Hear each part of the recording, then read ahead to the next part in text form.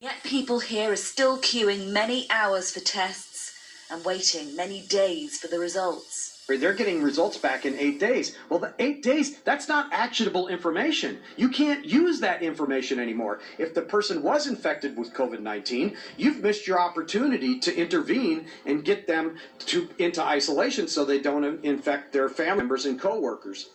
Those who've lost loved ones in this sudden surge find ways to express their grief and their anger. Mark Arquiza died alone in hospital last week.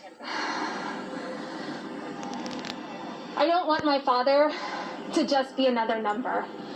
The reason why people are getting sick and numbers are skyrocketing here and we're number one in not only the entire country but the entire world is not because of lack of individual responsibility. It's because of lack of leadership.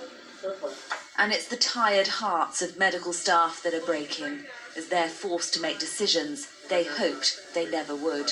Sometimes you just have to go into crisis mode.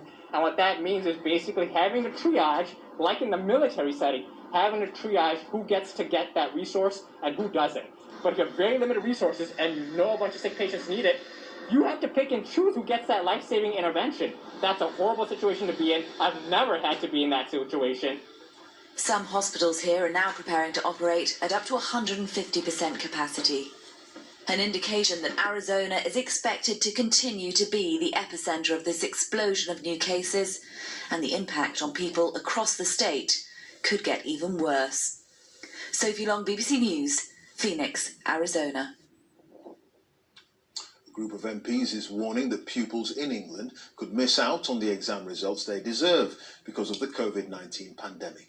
GCSE and A-level exams have been cancelled, and instead candidates will be awarded grades based on teacher assessments. But the fear is that could be unfair on disadvantaged students. Well, our education editor, Branwen Jeffries, is here. What exactly is the concern of the MPs? Well, they are worried that a system that starts with teachers